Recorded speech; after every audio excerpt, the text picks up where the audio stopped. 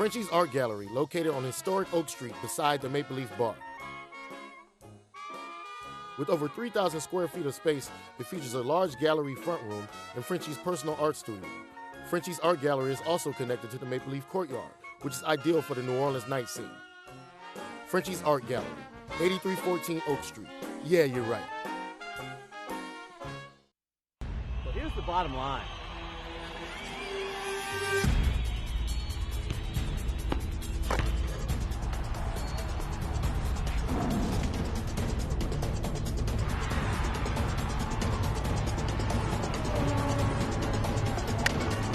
Well, it's funny that you say that.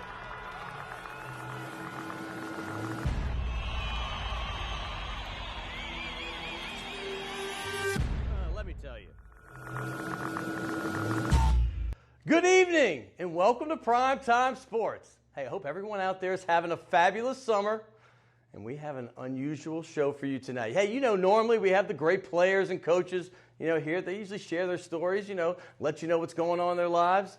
But tonight it's going to be a little different. Yes, we're still going to have the coaches on this show, but three of the best in the business, in fact. But hey, instead of talking about themselves and their teams, legendary coaches J.T. Curtis and his 26 state titles and 10 runner-ups. Well, Jay Roth also 2 5A state titles. You know him from Rummel. He also has a couple runner-ups in the 5A level. And Robert Valdez, they're going to discuss the hot-button topic of the Louisiana High School Athletic Association's decision 4 years ago to split the playoffs. Remember that? Between the private versus public, select versus non-select, split versus non-split, whatever you want to say it. But the bigger issue here, right versus wrong. We're going to get to the bottom of it. Todd Black from ESPN's Louisiana Prep Weekly radio show, he's going to kick it off and set the stage for the whole thing. This is going to be very entertaining and enlightening. Hey, by the way, the news of the week, SEC Media Days, the football media days, it's become as big as the Super Bowl almost.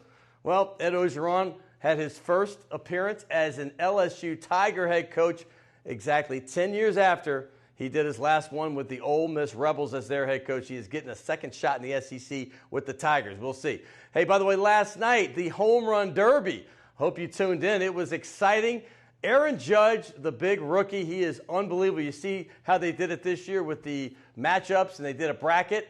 Well, Aaron Judge almost lost in the first round to former Zephyr Justin Bohr. Bohr hit 22 home runs, and Judge needed a huge comeback late just to get by him. Bohr had the second most amount, but unfortunately he hit the wrong matchup. Aaron Judge won the next 2 rounds fairly easily. 4 home runs of 513 feet, one of them of 513, 4 of them over 500. But big Giancarlo Stanton, the defending champion who was playing at home in Miami, well, he had a comeback that fell just one short. He had 6 big taters between 465 and 495 feet. Remarkable outing. Hey, how about the All-Star game tonight? This pitching matchup is unbelievable. I got to tell you, Max Scherzer, who's pitching for the Nationals, joins Roger Clemens, Randy Johnson, Roy Halladay, and the great Vida True Blue as the only pitchers to start an All-Star game for both leagues. He's doing it tonight. And by the way, he was Cy Young last year, and he's improved on just about everything. Chris Sale, the other pitcher for the Red Sox, well, he's the only pitcher to start consecutive All-Star games for 2 different teams. Last year, it was the White Sox. It's going to be great. Check it out tonight. Tomorrow night, how about the ESPYs? That's going to be hosted by our own Peyton Manning, New Orleanian, is going to host it. And another New Orleanian, Jarius J.J. Robertson, is going to get a big award. You want to tune in for that. And remember last time we talked about Drew Holiday becoming a Pelican for good? Well, he officially became the highest paid athlete in the city of New Orleans. How is the big 3 going to work between the 3 of those guys? And Holiday, by the way, he passed Drew Brees as the highest paid athlete in the city behind AD and Boogie, who were 3 and 4. Teron Armstead, who's pretty much out for the season almost. He might come back later. He's 5th. The Baby Cakes, by the way, have won 5 of their last 7, their best run. Stay tuned. Primetime Sports is coming at you next.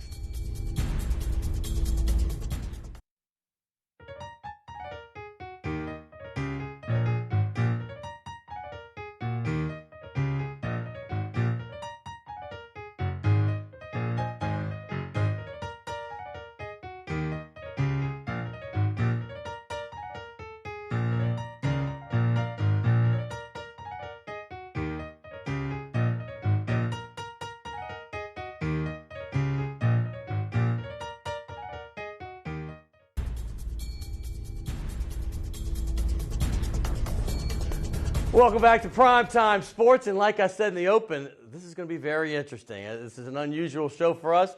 Instead of having the sports stars, well, we've got some stars in their own right. Some of the coaches coming up are some of the best in the business.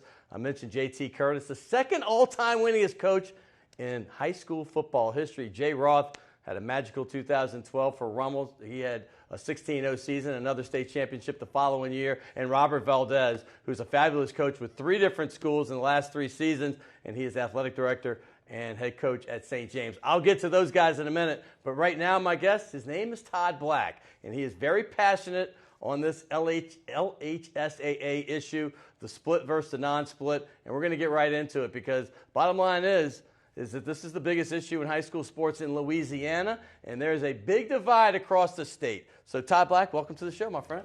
Good to be here, man. Thanks for having me. Man, we kind of touched on this a little bit last year, but we didn't dedicate a whole show to it. It's midsummer. It's the perfect time to do it. Right. Football's right around the corner. Practices is going to be coming up in about 3 weeks, and then the season starts. So bottom line is this. I have to ask you, why are you so invested and so passionate in this situation? I know you've coached on both the high school, public and private school side. You coach guys like you're an offense coordinator for Jeremy Hill, Lyle Collins at Redemptress. I mean, you have skins. You played quarterback at a public school, at Neville High School back in the 80s. Wasn't any earlier than that, but back in the day. And your kids are in public school as well. Yep. But why are you so invested in this totally? You know, what's wrong with doing the right thing? And I coached for years without my kids. I volunteered. And I did it because I love the kids. I love being around the kids. And when I see that something's not right, getting in the radio business has kind of allowed me to see another side of football with the LHSAA.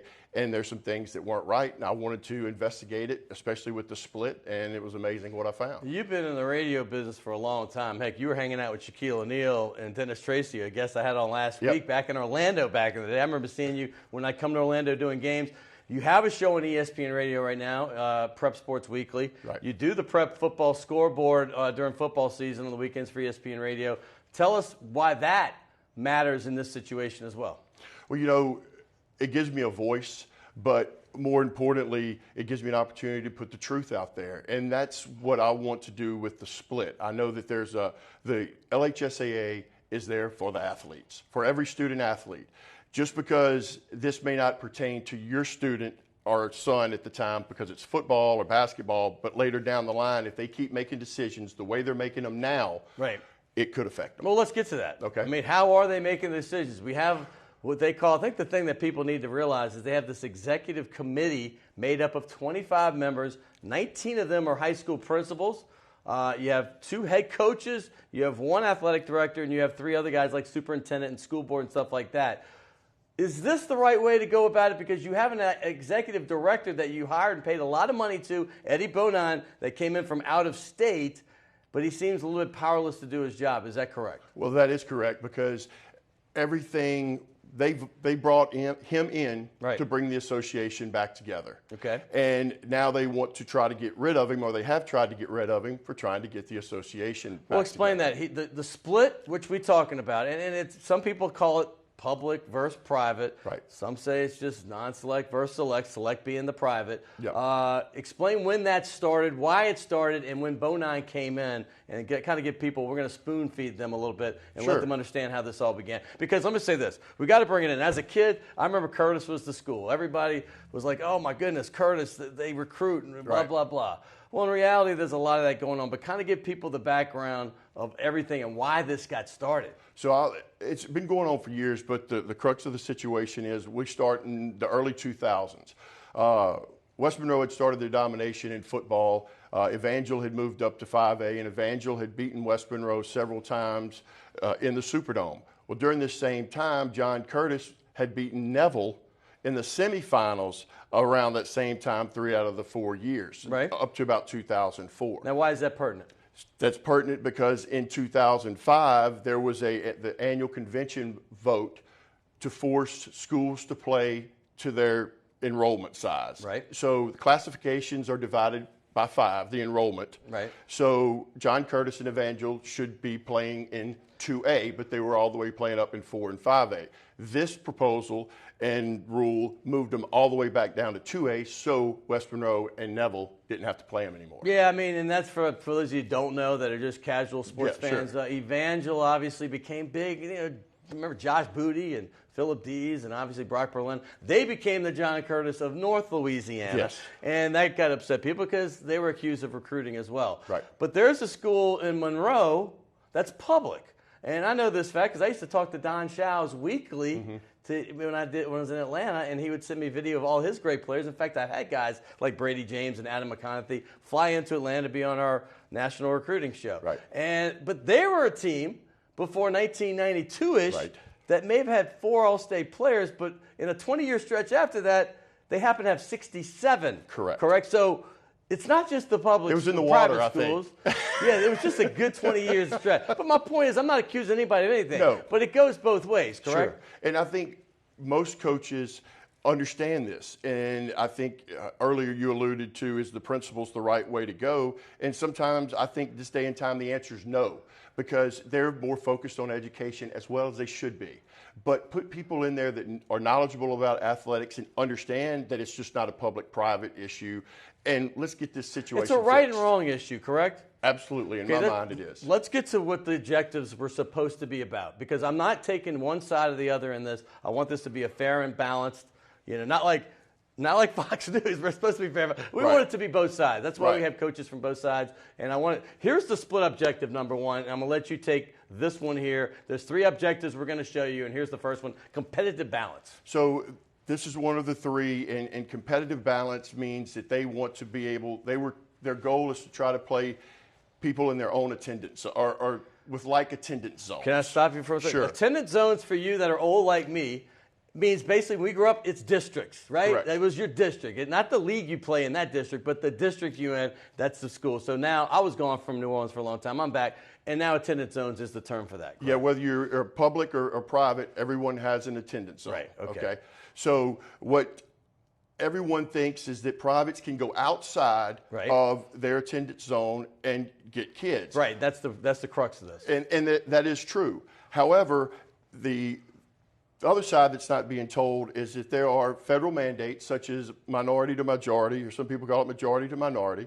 There's school choice, and there's also the local education authority that allows people to allows kids to jump district lines. Right. So when they do so, it's just, there's no difference really in the attendance zone situation, but only half the story gets told. Half that story is getting told. The second objective for the split was leveling the playing field. Explain what this means.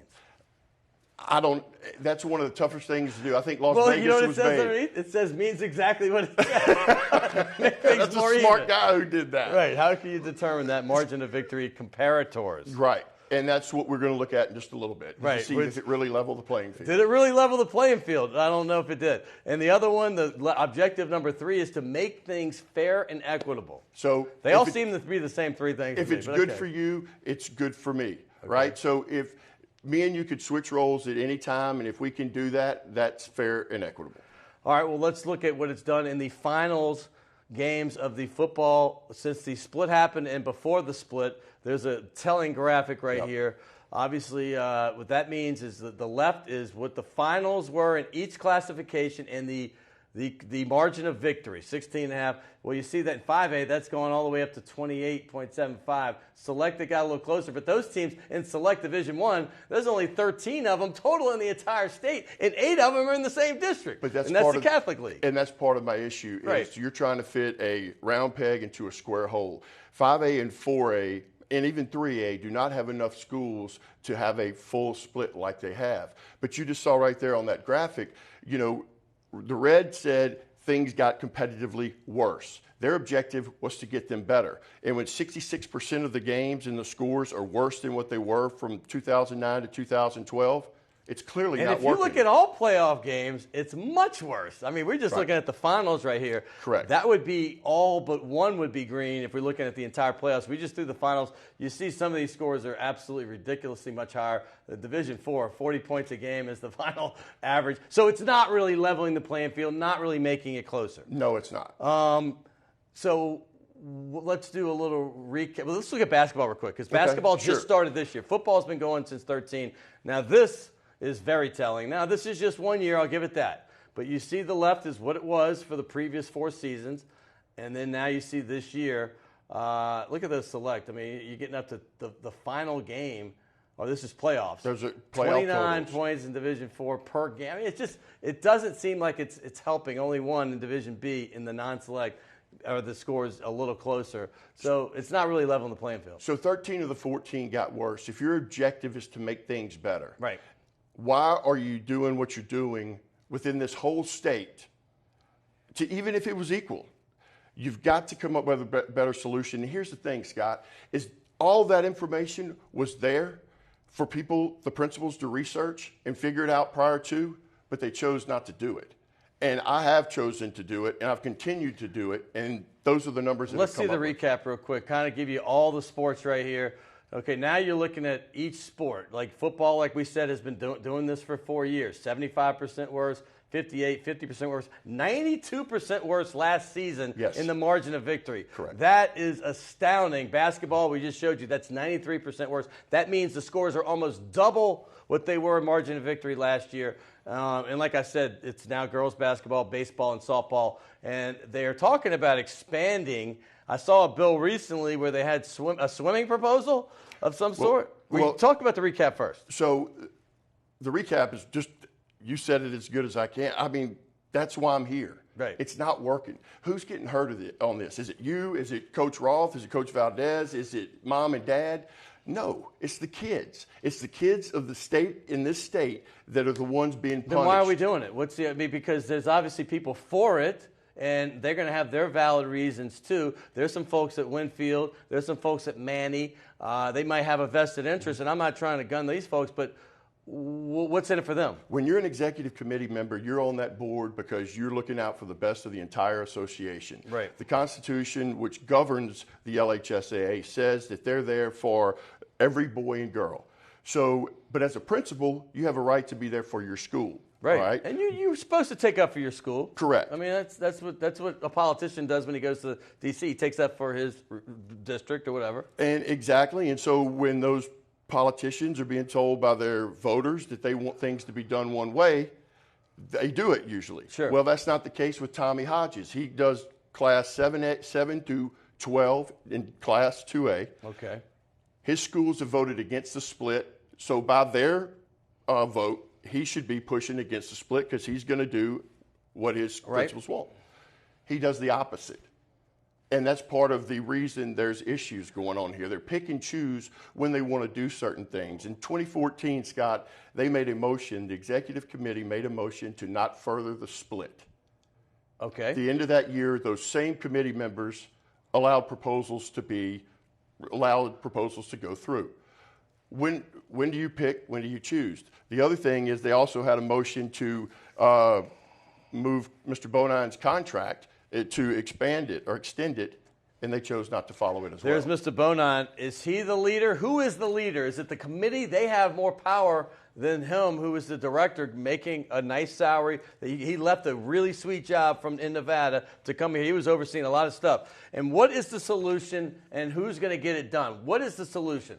So the solution, first of all, is to clean up the executive committee. Right. Right now, it's political and agenda-driven. And when you send emails only to public schools and you represent public and private, that's a problem. And that's the biggest thing. And who's the leader? Well, here's an example of one. We have hundreds of these. Right. But this is two small schools, and we should split it all and let the fur fly. The problem is the emails are only going to the people on the committee that will favor what they want. Where they should be sent to everybody, it should be wide open and transparent, whereas right now it seems to be clandestine. Correct. And here's what some people will say, well, that was back in October of 2015. Right. But you had a vote coming in January. That was right before Halloween. That's more of a trick than a treat. That's right. But then you had January of 16 was when they voted. But however, in the paper and everywhere else, those two people wanted to do what was best for the entire association. Does that email give you the intention that they want to do what's Jane best? Griffin and Norman. Yes. There's Jane. There's Griffin. Jane from Winfield. She is the principal. And there's Norman Booker from Man. We're just giving them their time. Right. Yeah, I mean, they are big on the side of the split. So I'll give Jane a little bit more of her time. I spoke. You got about a minute, so keep it there. Okay, at the executive directors meeting back in December. And she accused me of claiming that she had written emails to Tommy Henry. She claimed she had never done it. The former head of for like 3 decades, right? And I had 10 of them right in front of me. Right. Oh, so she lied, you're saying? She lied. She tried to figure out how to get now Mr. we're 60 Bonine minutes. fired. I love it. Well, she tried to get Bonine fired. Right. And she turns around and lies to me in front of the press and everybody. But in a nutshell, Scott, that's the problem with the executive committee is nobody called her on it. Nobody holds them accountable. And that's exactly what I'm trying to do here today. And that's all. I don't care, vote split, but do it the right way. Don't be political with this kids. Man is passionate. I love it. Hey, get yourself a meal and calm yourself down. But by the way, hey, you know what? Has the split achieved the competitive balance or not? Negative. It has not. It has not. All right. What do you think?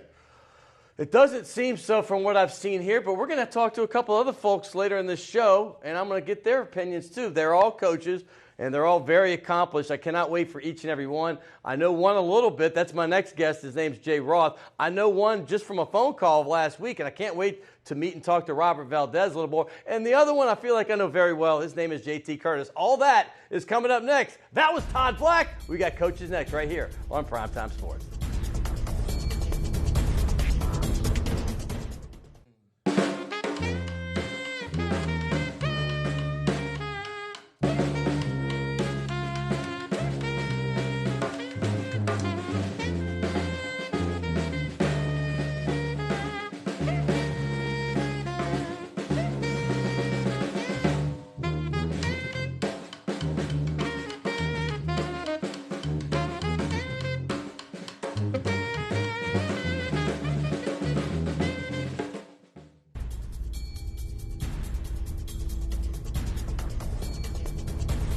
The passions were high with my boy Todd Black, but now we get to the coaches. We're going to get to the nitty-gritty right now. My next guest, well, he had like a magical season. It wasn't like a magical. It was unbelievable. 2012, the Rummel Raiders in the Catholic League went 16-0, their first fully undefeated season ever, and they won the state title in 5A. The split occurred the following year. They ended up winning the state title again in Division I in the split. So there's not really a better guy, I think, to talk to about this whole thing because he's won before the split and he won after the split. And, oh, by the way, he quarterbacked the team in 1981, which was the first Rummel undefeated season before losing in the playoffs. So Jay Roth is his name. He's a two-time state champion. He's a two-time 5A Coach of the Year, 2 runner-ups, no slouch at all. How you doing, my friend? Good, Scott. Thank you. It's great to have you on this show. You were the very first person I thought of, honestly, because I knew that you'd won before the split, literally the year before, and then you won after. First of all, what does the split mean to you, and where are we going with this? I don't think we're going anywhere, to be honest with you. I think it's pretty much dead in the water at this point. But it's a shame for the kids. It's a shame for Louisiana high school football because it is the best football in the country, and I think we've just watered it down. Well, what do you mean? Let's talk about this because in 5A, you have all the public schools going at it. But the problem with this is you played Jesuit literally 6 times in the last 3 years. You didn't play Curtis, meaning Rummel, that is, for 50 years. And all of a sudden, since they've joined the Catholic League, you've played them 4 times in the last 2 years. So you're really playing the same teams over and over. There's only 13 teams total in the Division I, so it waters it down. How does that feel for you as a coach to win on the select level as opposed to win on the 5A level? Yeah, I'll say this. I'm going to throw a little gas on the fire here. Please do. I think the true state champion has come from the select side since they've been split. Okay, explain. Only because you take this year, Evangel was the state champion in our league, and they beat Curtis, who had beaten Perry Walker. Right. So beat Landry Walker. So I thought that, since Evangel had beaten everybody. Landry Walker, right. Yeah, they were so the 5A state title, yeah. When when we had. Now you really are throwing fuel on the fire. Well, I'm just saying, like when we went to the state championship and beat Bird, St. Aug was the number one team in the state. We defeated Leonard Fournette in the semifinals. Right. So I thought because we had beaten the number one team in the state at that time, then we deserved to be the true state champion. When Catholic High defeated Rummel, we were the number one team in the state going into the end of the season. Catholic High won, so I thought they were the true state champion. So yes, I'm throwing gas on the fire. No, I want to hear And the only way to because, correct that is guess what? Get them back together. Get them back together. 64 teams in 5A. I got to tell you, public and private, I haven't talked to any coach that does not, I mean, I'm not saying any because I think I might have one coming up, but most coaches I talked to, including that Landry Walker coach you spoke of or the team you did, I had him on the show, Emmanuel Powell, right? Yeah. I had him on the show when they won the state title, as well as Carr's coach, who when they won the state title on the same show. My point is they both said, yes, we want to play them. So if all the coaches want to play against the best and have one title champion, then why aren't we doing it? Is it because the committee is made up of 19 principals out of the 25 people on the committee? Well, first of all, let me say this about Orleans Parish. Okay. They never voted for the split to begin with. The Carrs, the Walkers, the 35s, they want to get back together. They want to get back together. They're not afraid to play anybody. And, you talk about a level playing field. I mean, you think Landry Walker's got the facilities that a team outside of the parish has? No, but they don't complain about it. They go out there and just win games, And where other people are complaining about unfair, facilities or unfair advantages. Everybody has advantages and there's disadvantages to every school. People have just overcome them and played with them over the years. But now somebody thought that they wanted to win a championship, and the best way to do it was to split and see how we could dilute this so we could have a first championship. Rummel won their first championship in 2012, 50 years. 50 years. 50 years. There was nothing wrong with being a state semifinalist. I was proud to be a state semifinalist in 5 divisions. Well, here's the other thing. Back in our day, because you're only a couple years older than me, we both in the Catholic League. I mean, I know I was more basketball. There was like 2 teams from the Catholic League, which was a powerhouse district even back then, that made the playoffs. It meant a little more. Now it's almost like a participation award where everybody's in. I'm not just talking about y'all. I'm talking about obviously that's a powerful league. That select team that. When I look at the lineup of those 13 teams, it's powerful. But then I look at some of the other divisions, and I'm seeing not just losing records, but just really bad records making the playoffs. That's what you mean by watered down, right? Right. And I hope I'm man enough, Scott, that if our program ever gets to the point that we're under 500, I hope I'm man enough to say I'm not going to the playoffs because we don't deserve it. I hope I'm man enough to do it, not give in and go. What will the repercussions be of that? I mean, maybe a fine from the LHSAA, which is fine, but you don't deserve to be in the playoffs. I'm with you. 3-7, you just don't deserve it. Why extend your season to go travel 5 hours and get beat by 40?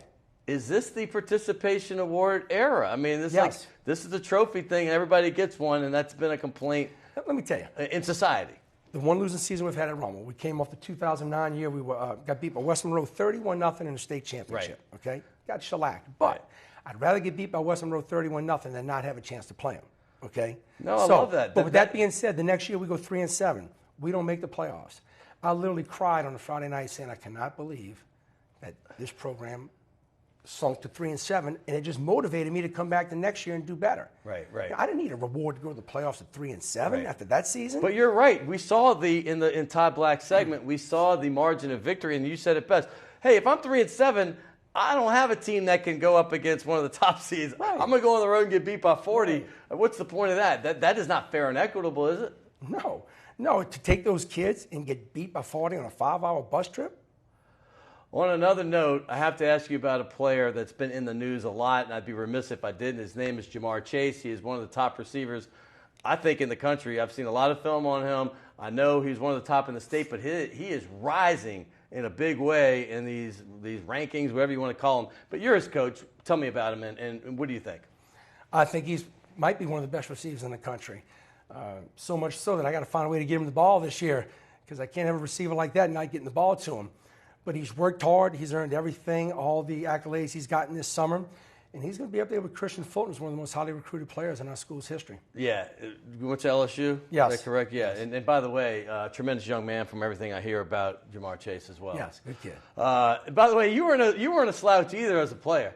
I know this isn't about that, but I have to know you were an all-district quarterback. Look at that. That's a fresh face. Y'all dug some things up for this show, huh? We dug them up. We got one more. We got you in black and white. There you go, baby. The Rummel Raiders, you have a most memorable game.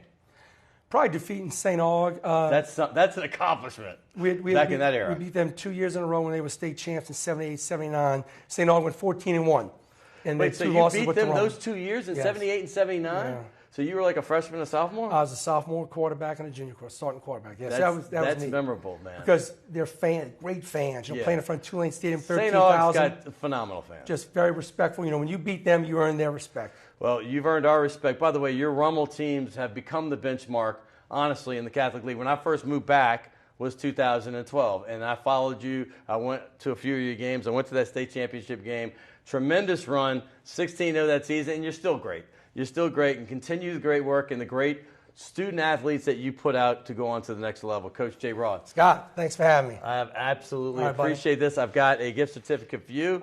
Take your beautiful wife. It's uptown. I know you're in Metairie. You don't get uptown. Leave Severn and go down Carrollton. Take the wife out, I'm going to do it. Take a left and go to Maple, and I'm going to get you to sign this ball. We got a bunch of big-time pros on this ball, a lot of college legends, but you're a legend yourself.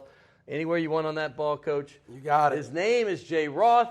He is the head football coach for the Archbishop Rummel Raiders, and he has done a fabulous job. Hey, my next guest, I cannot wait. He was at West St. John, excuse me. I apologize, Robert. For 9 years, he went to Scotlandville for a year. He only had a 10-2 record there. And then he left to become the athletic director and head coach at St. James, a perennial power, and he is there right now after 1 year. He had a great season, 8-2 in the season, and lost in the playoffs. But Robert Valdez is next, and the legend, J.T. Curtis, will wrap up the show to end up this great special on the LHSAA. Is it broken? Can it be fixed? That's coming up next right here on Primetime Sports.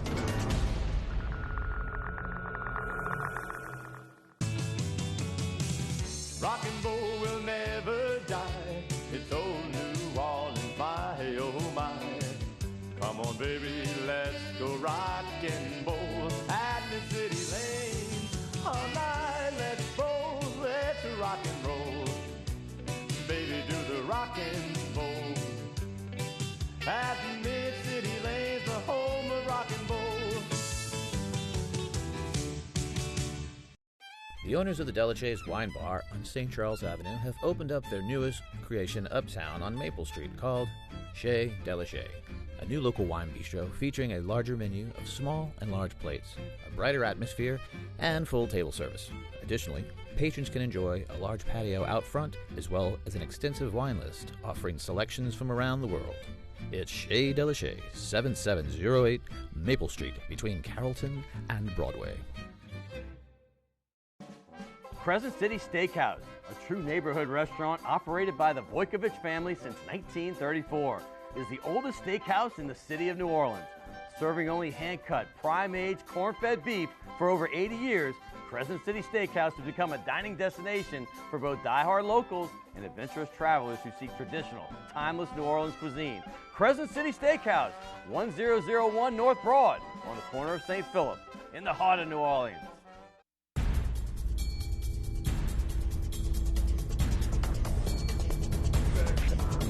Welcome back to Primetime Sports. I'm laughing because my next guest is a cut-up, and I can't wait to have him.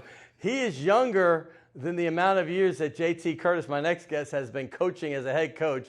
His name is Robert Valdez. He has been coaching as a head coach for 10 years. Like I said, he was at West St. John for 8 years. Then he went to Scotlandville, a perennial powerhouse in the state, for a year. And then he got the opportunity to be the athletic director and head coach where he is now at St. James. He coached Lowell Narcisse last season. He is a star player that went to LSU as a quarterback. We'll get into all that. But welcome to the show, Robert Valdez. It is my pleasure to have you with us. Glad to be here, man. It's an adventure getting here, but I'm glad to be here. Well, I'm glad you got here, and I apologize because sometimes it can be an adventure. Yeah, but you know what? You learn. I'm here. But hey, first off, I have to ask you. Let's break the ice. Lowell Narcisse. Yes. Phenomenal young man. From Yes. everything I've heard, I've had Miles Brennan on this show a couple times. He Right. can't stop talking about what a great guy Lowell is and what a Right. great athlete and a player and a quarterback Right. that he is. And he welcomes the competition. Right. And it looks like it's healthy. But you coached him for 1 year. Yes. I know he got injured, but talk about him as a player and what do you think he's going to do at LSU? I kind of been knowing Lowell for some time. Okay. When I was at West St. John, we kind of played against him. Sure. But he's, I'm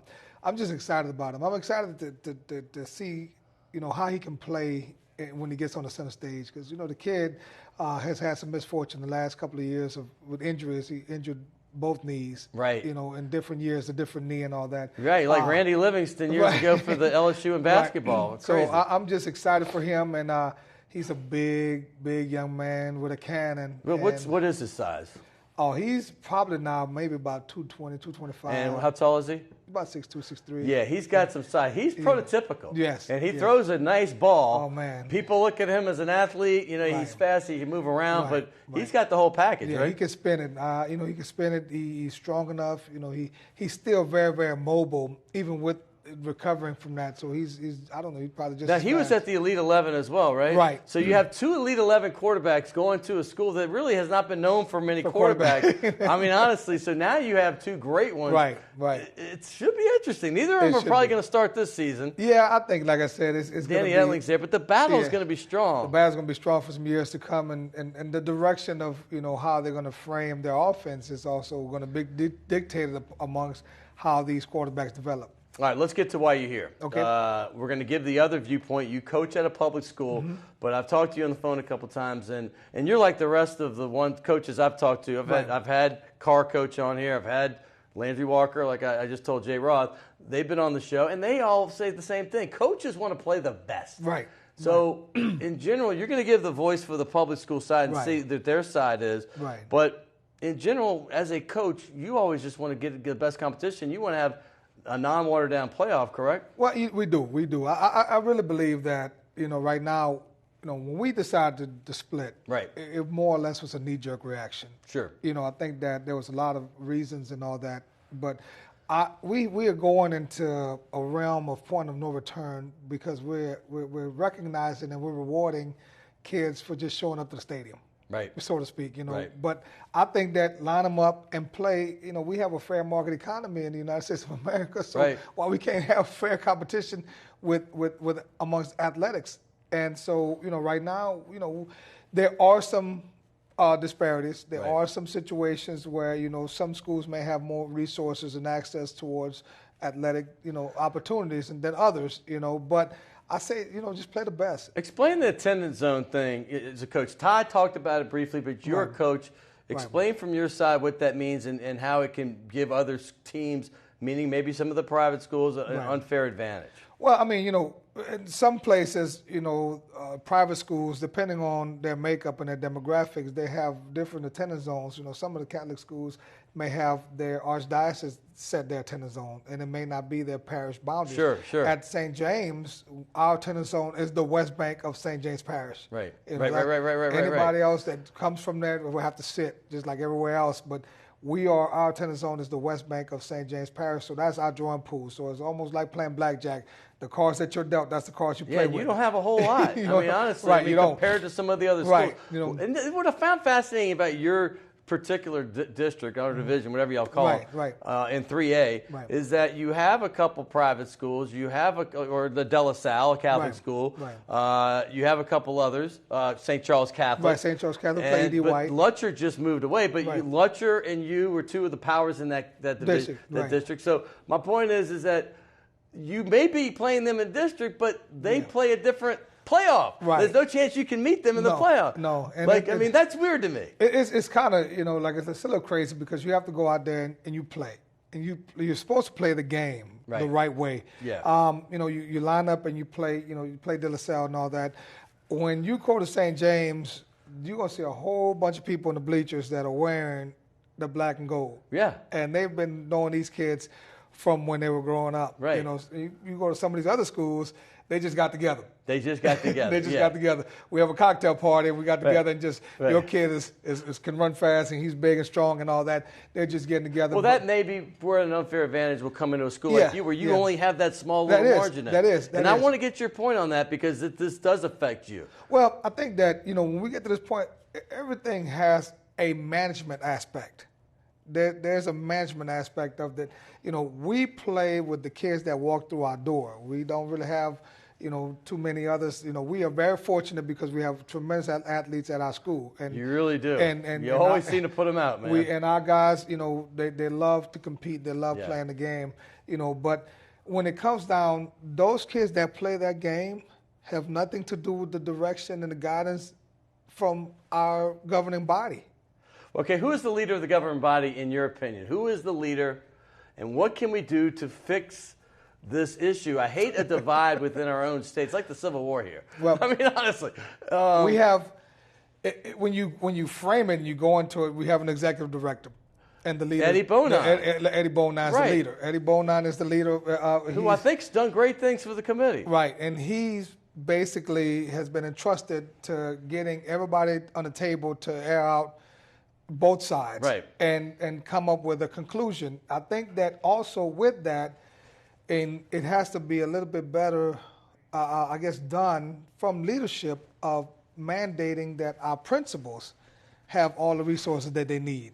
You know what I'm saying? Because they're the ones, so we have a leader, but we have people that vote, stakeholders. Right, so the principals are the main stakeholders. Right. Is that right, though? I mean, because there's not really an athletic voice in there on a committee that has athletic in the title. Right. It's Louisiana High School Athletic Association. Right. And I know the principal is in charge of the school. Right. I get it. Right. But it seems antiquated to me from the outside looking in that you have 19 of the 25 members of this all-powerful committee, which is, in all respect, with all due respect to the director, they're more powerful than him. They hire him, they can fire him. Right. So bottom line is, don't you think it needs more athletic voices? You only have 2 coaches out of 25 people on it and 1 athletic director.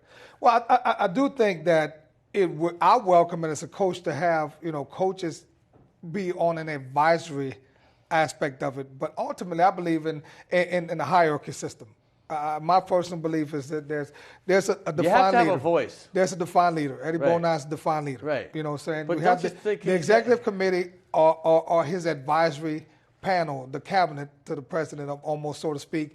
But those people have to be, we have a voting system for that. Right. You know what I'm saying? But those people have to understand how to carry out what is best for the whole. And the biggest question that we have right now, what's best for the whole? What is best for the whole? You tell me.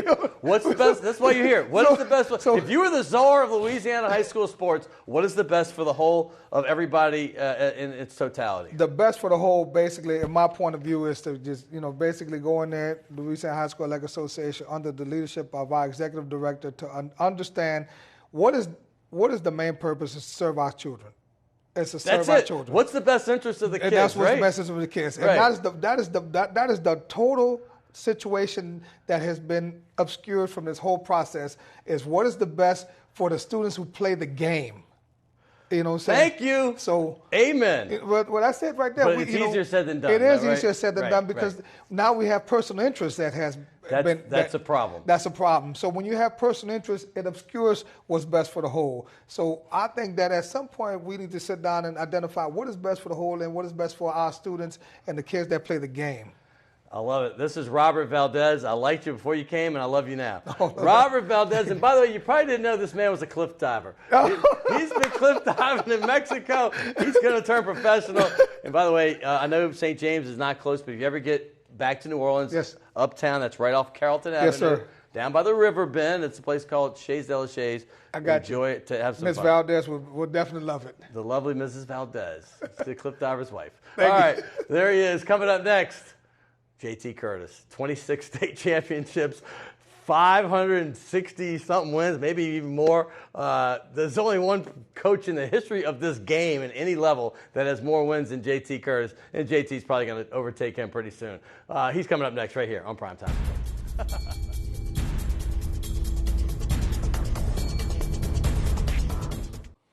A song without soul is like a soul without a song. You might be living, but you're living all wrong. You think you've arrived, but you ain't there yet. You think you're all right, but you better not bet, better not bet. Better not bet. You gotta have soul. You gotta have soul.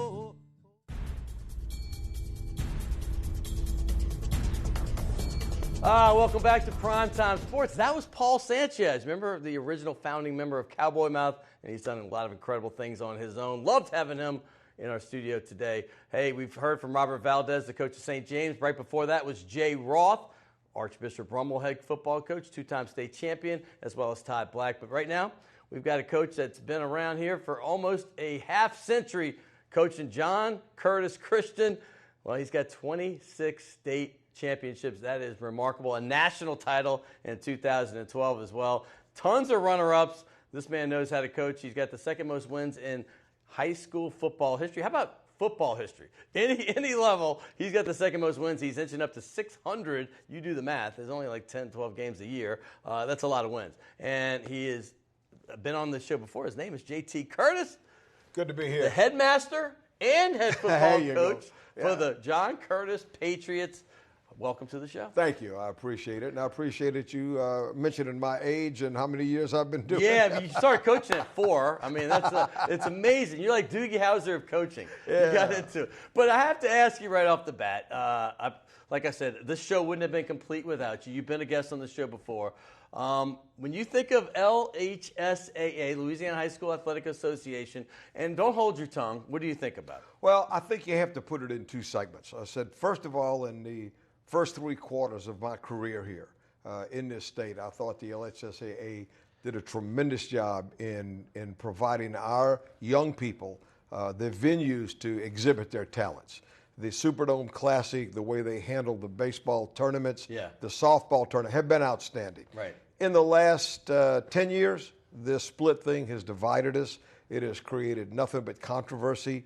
It has created adversity to the kids.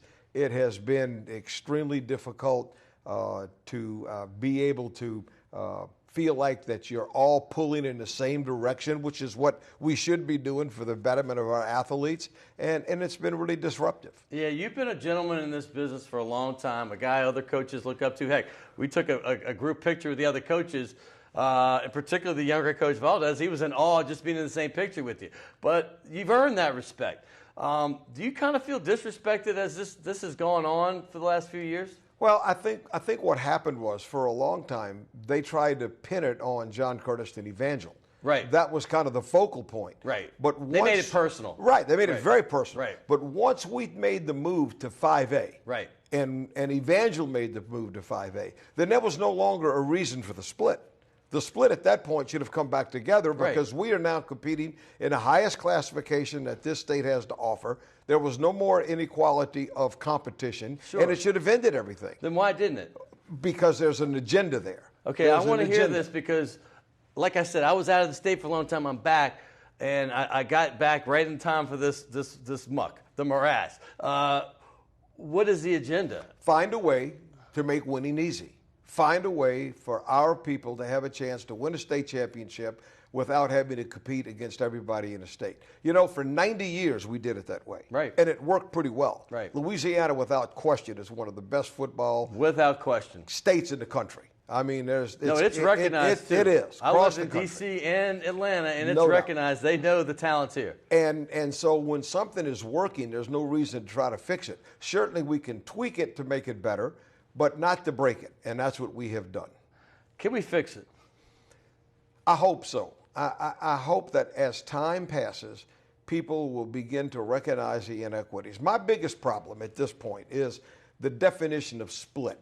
As you know, the big controversy was, private parochial schools could attract students from across boundaries that we can't do. Right. And the bottom line to this, Scott, is that is not true. Yeah. There are numerous, and when I say numerous, more than people would even begin to think about, public schools that have kids that cross boundaries. They cross boundaries for lots of different reasons, and legal reasons. I'm not talking about administrative people. Right, yeah. That's a legitimate concern for people. I think principals and administrators ought to have that right to have their children with them.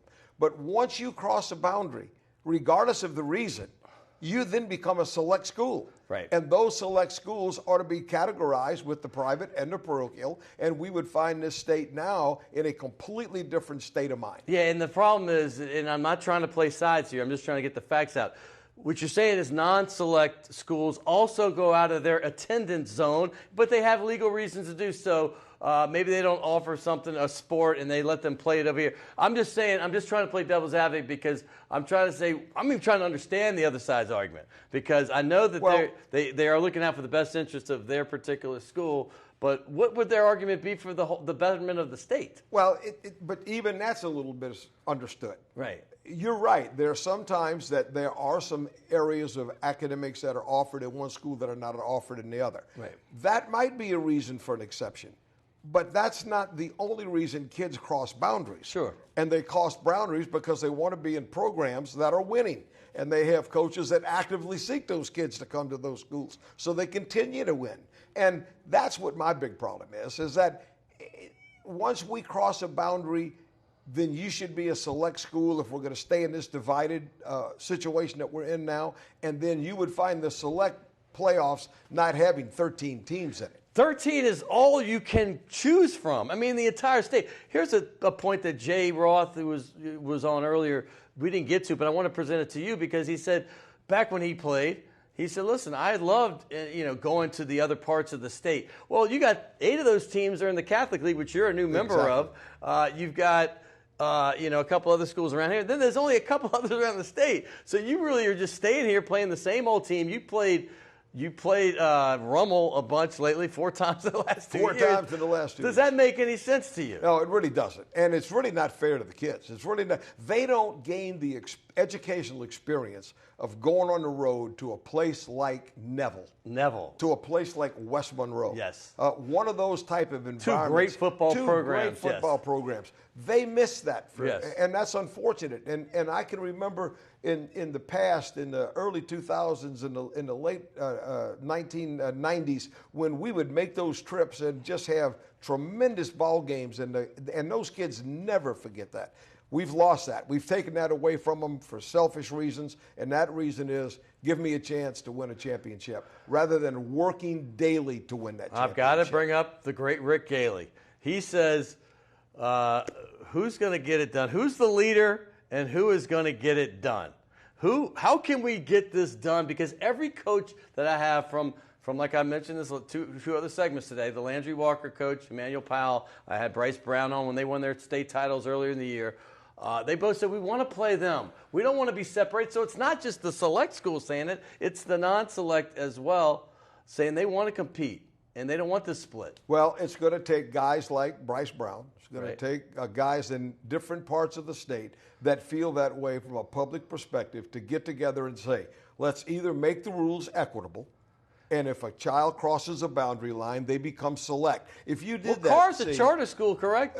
Yes. Because they can actually be reconsidered a select school because they can get other players. But they don't categorize them that way. Right. And that's where the inequity comes in. And it's not just Carr. I know. I'm just using an example. It's across the board. Across the board. And it's in all. Now, let's take Coach Valdez as an example. Yeah. He's a landlocked school. St. James. They're not going to have very many kids that would cross the boundary. No doubt. But the question is not for him. It's for the others 50, 75 schools that maybe are in that situation that are getting kids that should be in that select division, and that would equalize things and I think put the state back together.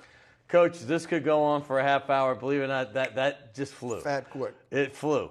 But your jacket looks really sharp. Thank you. JT Curtis, take your beautiful your significant other, your wife, over to this nice restaurant uptown. Thank you, if you ever get out of River Ridge, I know you're busy coaching.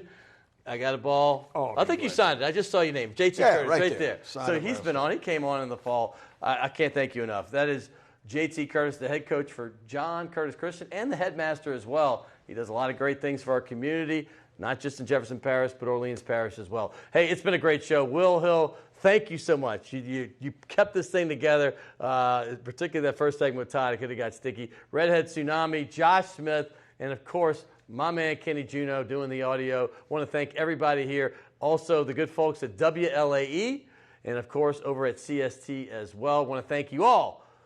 Come back next week because I'm going to have Skip Burtman coming on, Wally McMakin. I heard there's a rumor that Coach O, Ed Ogeron, might be coming too. It's going to be fun right here next week on Primetime Sports.